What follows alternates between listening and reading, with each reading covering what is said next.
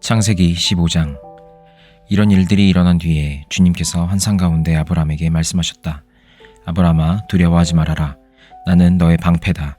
내가 받을 보상이 매우 크다. 아브람이 여쭈었다.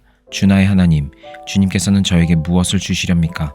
저에게는 자식이 아직 없습니다. 저의 재산을 상속받을 자식이라고는 다마스쿠스 녀석 엘리에셀 뿐입니다. 주님께서 저에게 자식을 주지 않으셨으니 이제 저의 집에 있는 이 종이 저의 상속자가 될 것입니다. 아브람이 이렇게 말씀드리니 주님께서 그에게 말씀하셨다. 그 아이는 너의 상속자가 아니다. 너의 몸에서 태어날 아들이 너의 상속자가 될 것이다. 주님께서 아브람을 데리고 바깥으로 나가서 말씀하셨다. 하늘을 쳐다보아라. 내가 셀 수 있거든 저 별들을 세어보아라.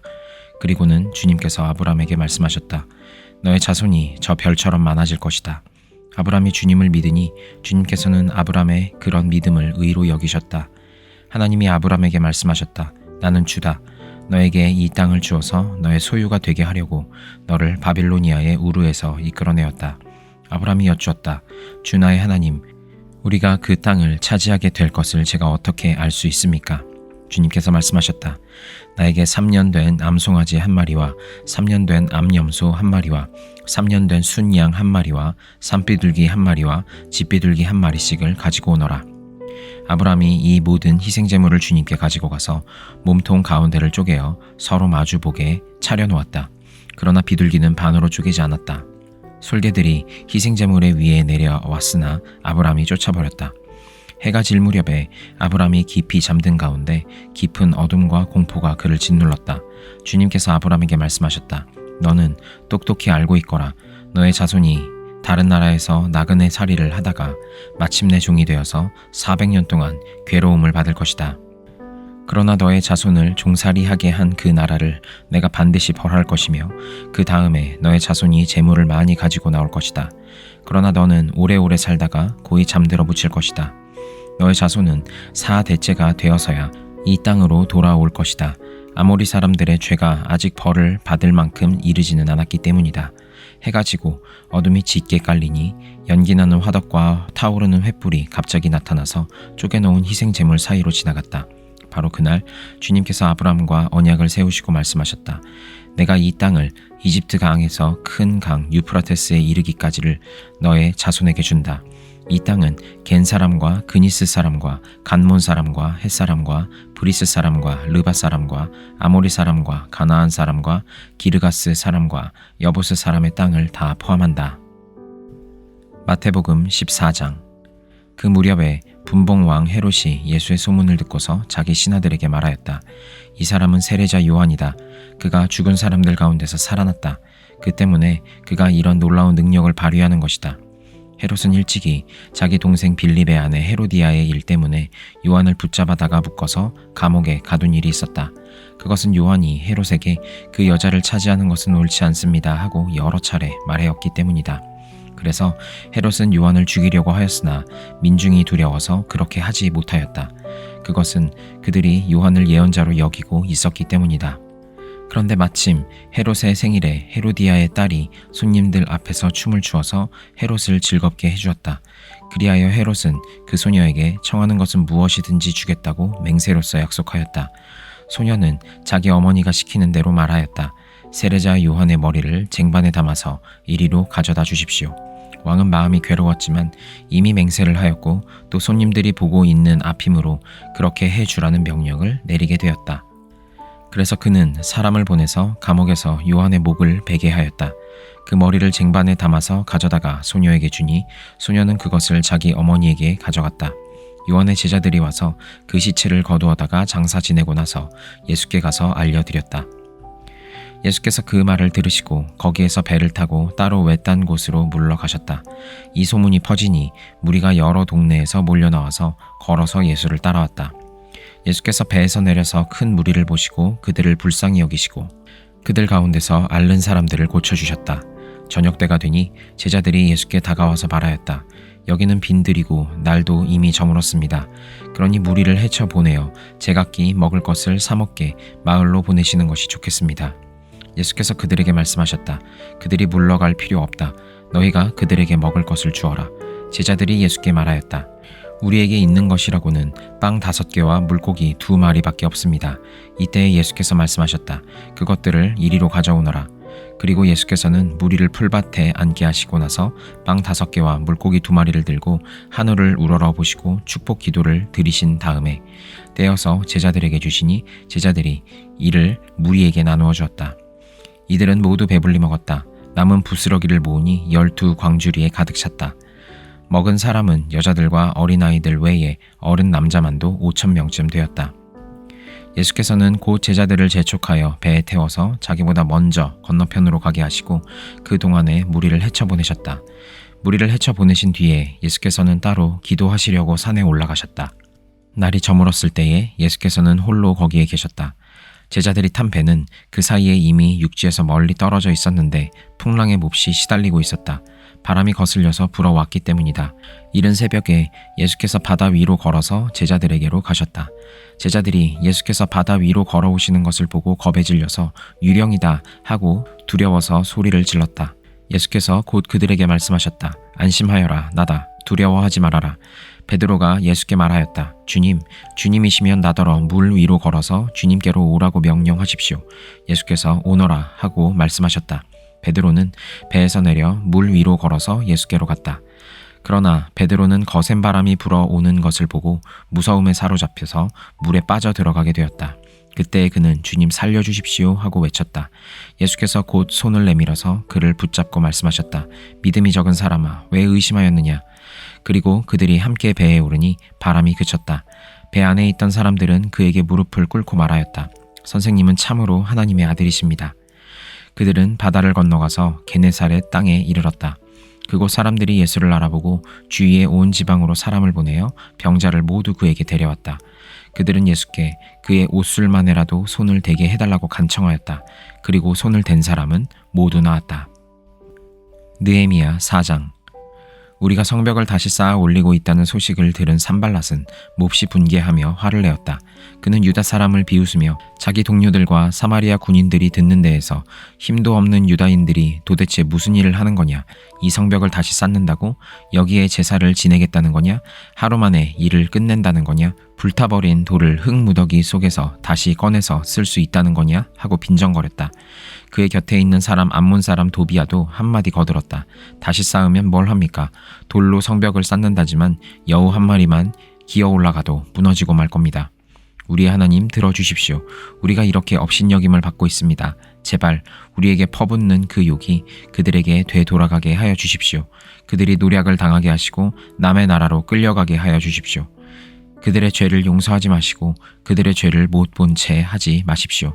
그들이야말로 성을 쌓고 있는 우리 앞에서 주님을 모욕한 자들입니다. 우리는 성 쌓는 일을 계속하였다. 백성이 마음을 모아서 열심히 일하였으므로 성벽 두르기는 마칠 수 있었으나 높이는 반밖에 쌓지 못하였다. 그때 산발락과 도비아와 아랍 사람들과 암몬 사람들과 아스돗 사람들은 예루살렘 성벽 재건이 잘 되어가고 있으며 군데군데 무너진 벽을 다시 잇기 시작하였다는 소식을 듣고서 몹시 화를 내면서 한꺼번에 예루살렘으로 올라와서 성을 치기로 함께 모의하였다. 우리를 혼란에 빠뜨리려는 것이었다. 그래서 우리는 한편으로는 우리의 하나님께 기도를 드리고 다른 한편으로는 경비병을 세워 밤낮으로 지키게 하였다. 그런데 유다 사람들 사이에서 이런 노래가 퍼지고 있었다. 흙더미는 아직도 산더미 같은데 짊어지고 나르다 힘이 다 빠졌으니 우리 힘으로는 이 성벽 다 쌓지 못하리. 한편 우리의 원수들은 쥐도새도 모르게 쳐들어와서 우리를 죽여서 일을 못하게 하려고 계획하고 있었다. 그들 가까이에서 사는 유다 사람들이 우리에게 올라와서 그들이 사방에서 우리를 치려고 한다고 10번이나 일러주었다. 그래서 나는 백성 가운데서 얼마를 가문별로 칼과 창과 활로 무장시켜서 성벽 뒤 낮은 빈터에 배치하였다. 백성이 두려워하는 것을 보고 나는 귀족들과 관리들과 그 밖의 백성들을 격려하였다. 그들을 두려워하지 말아라. 위대하고 두려운 주님을 기억하고 형제 자매와 자식과 아내와 가정을 지켜야 하니 싸워라. 드디어 우리의 원수들은 자기들의 음모가 우리에게 새 나갔다는 것을 알게 되었다.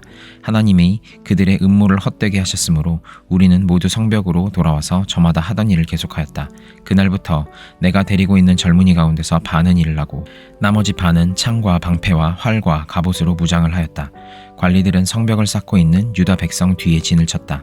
짐을 나르는 이들은 한 손으로는 짐을 나르고 다른 한 손으로는 무기를 잡았다. 성벽을 쌓는 이들은 저마다 허리에 칼을 차고 일을 하였다. 나팔수는 나의 곁에 있게 하였다. 나는 귀족들과 관리들과 그 밖의 백성에게 지시하였다. 하여야 할 일이 많은 데다 일하는 지역이 넓으므로 우리는 성벽을 따라서 서로 멀리 떨어져 있다. 어디에서든지 나팔 소리를 들으면 그 소리가 나는 곳으로 모여와서 우리와 합세하여라. 우리 하나님이 우리 편이 되어서 싸워주신다. 우리는 이른 새벽부터 밤에 별이 보일 때까지 일을 하였다. 우리 가운데 반수는 창을 들고 일을 하였다. 이 기간에 나는 또 백성에게 명령하였다. 밤에는 저마다 자기가 데리고 있는 부하들과 함께 예루살렘 성 안으로 들어와 묵으면서 경계를 서고 낮에는 일을 하여라. 나도 나의 형제들도 내가 데리고 있는 젊은이들도 나를 따르는 경비병들도 우리 가운데 어느 누구도 옷을 벗지 않았으며 물을 길러 갈 때에도 무기를 들고 다녔다. 사도행전 14장. 바울과 바나바는 이고니온에서도 이전과 마찬가지로 유대 사람의 회당에 들어가서 말하였다. 그래서 유대 사람과 그리스 사람이 많이 믿게 되었다. 그러나 마음을 돌이키지 않은 유대 사람들이 이방 사람들을 선동해서 믿는 형제들에게 나쁜 감정을 품게 하였다. 두 사도는 오랫동안 거기에 머물면서 주님을 의지하여 담대하게 말하였다. 주님께서는 그들의 손으로 표징과 놀라운 일을 행하게 하셔서 그들이 전하는 은혜의 말씀을 확증하여 주셨다. 그 도시 사람들은 두 편으로 나뉘어서 더러는 유대 사람의 편을 들고 더러는 사도의 편을 들었다. 그런데 이방 사람들과 유대 사람들이 그들의 관원들과 합세해서 바울과 바나바를 모욕하고 돌로 쳐 죽이려고 했다. 사도들은 그것을 알고 루가오니아 지방에 있는 두 도시 루스드라와 더베와 그 근방으로 피하였다. 그들은 거기에서도 줄곧 복음을 전하였다. 루스드라에 발을 쓰지 못하는 지체장애인 한 사람이 앉아 있었다. 그는 나면서부터 못 걷는 사람이 되어서 걸어본 적이 없었다. 이 사람이 바울이 말하는 것을 들었다. 바울은 그를 똑바로 바라보고 고침을 받을 만한 믿음이 그에게 있는 것을 알고는 큰 소리로 그대의 발로 똑바로 일어서시오 하고 말하였다. 그러자 그는 벌떡 일어나서 걷기 시작하였다. 무리가 바울이 행한 일을 보고서 루가오니아 말로 신들이 사람의 모습으로 우리에게 내려왔다 하고 소리질렀다. 그리고 그들은 바나바를 제우스라고 부르고 바울을 헤르메스라고 불렀는데 그것은 바울이 말하는 역할을 주로 맡았기 때문이다. 성 바깥에 있는 제우스 신당의 제사장이 황소 몇 마리와 화환을 성문 앞에 가지고 와서 군중과 함께 두 사람에게 제사를 드리려고 하였다. 이 말을 듣고서 바나바와 사울 두 사도는 자기들의 옷을 찢고 군중 가운데로 뛰어 들어가며 외치면서 이렇게 말하였다. 여러분, 어찌하여 이런 일들을 하십니까? 우리도 여러분과 똑같은 성정을 가진 사람입니다. 우리가 여러분에게 복음을 전하는 것은 여러분이 이런 헛된 일을 버리고 하늘과 땅과 바다와 그 안에 있는 모든 것을 만드신 살아계신 하나님께로 돌아오게 하려는 것입니다. 하나님께서는 지나간 세대에는 이방 민족들이 자기네 방식대로 살아가게 내버려 두셨습니다. 그렇지만 하나님께서 자기를 드러내지 않으신 것은 아닙니다. 곧 하늘에서 비를 내려주시고 철을 따라 열매를 맺게 하시고 먹을거리를 주셔서 여러분의 마음을 기쁨으로 가득 채워주셨습니다. 두 사도는 이렇게 말하면서 군중이 자기들에게 제사하지 못하게 겨우 말렸다. 그런데 유대 사람들이 안디옥과 이고니온에서 거기로 몰려와서 군중을 설득하고 바울을 돌로 쳤다. 그들은 바울이 죽은 줄 알고 그를 성 밖으로 끌어냈다. 그러나 제자들이 바울을 둘러섰을 때에 그는 일어나서 성 안으로 들어갔다. 이튿날 그는 바나바와 함께 더베로 떠났다. 바울과 바나바는 그 성에서 복음을 전하여 많은 제자를 얻은 뒤에 루스드라와 이고니온과 안디옥으로 되돌아갔다. 그들은 제자들의 마음을 굳세게 해주고 믿음을 지키라고 권하였다. 그리고 또 이렇게 말하였다. 우리가 하나님 나라에 들어가려면 반드시 많은 환난을 겪어야 합니다. 그리고 그들을 위해서 각 교회에서 장로들을 임명한 뒤에 금식을 하면서 기도하고 그들이 믿게 된 주님께 그들을 맡겼다. 그리고 그 두 사람은 비시디아 지방을 거쳐서 밤빌리아 지방에 이르렀다. 그들은 버가에서 말씀을 전한 뒤에 아달리아로 내려가서 거기에서 배를 타고 안디옥으로 향하여 갔다. 이 안디옥은 그들이 선교 활동을 하려고 하나님의 은혜에 몸을 내맡기고 나선 곳이다. 이제 그들은 그 일을 다 이루었다. 그곳에 이르러서 그들은 교회 회중을 불러 모으고서 하나님께서 자기들과 함께 행하신 모든 일과 하나님께서 이방 사람들에게 믿음의 문을 열어주신 것을 보고하였다. 그들은 제자들과 함께 오랫동안 지냈다.